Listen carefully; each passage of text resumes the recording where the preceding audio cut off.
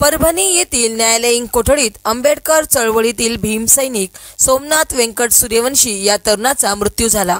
या घटनेचा निषेध करत आंबेडकरवादी व संविधान प्रेमी जनतेने नांदेड जिल्हा बंदची हाक दिली।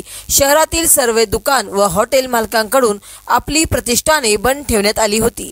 ग्रामीण भागातील आंबेडकरवादी व संविधान प्रेमी जनतेने पुकारलेल्या बंदला ग्रामीण भागातील सर्व व्यापाऱ्यांनी आपले प्रतिष्ठाने तर बस स्टॉपवरील आपली हॉटेले बंद ठेवली होती। बंद काळात कोणताही अनुचित प्रकार घडू नये म्हणून उपविभागीय पोलीस अधिकारी डॅनियल बेन यांच्या मार्गदर्शनाखाली पोलीस निरीक्षक चंद्रशेखर कदम, सहाय्यक पोलीस निरीक्षक विष्णू कराळे, पोलीस उपनिरीक्षक सुरेश भोसले, पोलीस उपनिरीक्षक आयुब शेख, पोलीस उपनिरीक्षक बाबूराव जाधव यांनी चोख पोलीस बंदोबस्त ठेवला होता।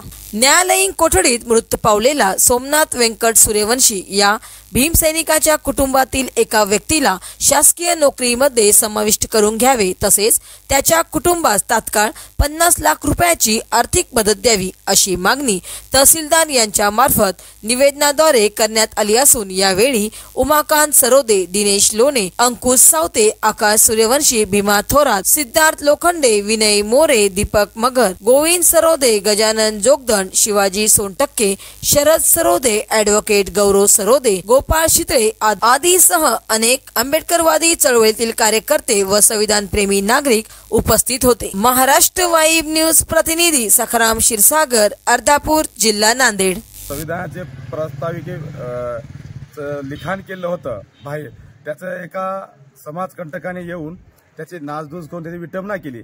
त्यानंतर परभणी शहरातील भीमसैनिक, आंबेडकरवादी व संविधान प्रेमी नागरिक शांततेच्या मार्गाने मोर्चा काढला होता, निर्देशने करत होते। त्याच्यामधला आमचा वडर समाजातील भीमसैनिक व संविधान प्रेमी सोमनाथ व्यंकटराव सूर्यवंशी हा पोलीस कोठडीमध्ये मृत्यू पावला आहे। तर आमची एवढीच मागणी, आज अर्धापूर शहर कडकडीत बंद केलं आहे। सरसेनानी आनंदरावजी आंबेडकर साहेब यांच्या आवाहनानंतर तर सर्व प्रतिष्ठाने सोयीत होऊन बंद केलं। आम्ही प्रथमतः त्यांचा आभार व्यक्त करतो आणि आमचा जे सोपान सूर्यवंशी नामक जो आमचा भीमसैनिक मृत्यू पावला आहे, त्याचा परिवारातील एका व्यक्तीला शासनाने नोकरीत घ्यावे व त्या व्यक्तीच्या पुनर्वसनासाठी त्याच्या परिवाराच्या 50 लाखाची आर्थिक मदत करावी, असं आम्ही अर्धापूर शहरातील व रिपाईचे नेते सर्व एकत्र येऊन आमचे शिंदे गटाचे शिवसैनिक, तालुका प्रमुख, आमचे थोरात साहेब, भीमराव थोरात साहेब हे सर्व मिळून आम्ही निवेदन दिलेले आहे।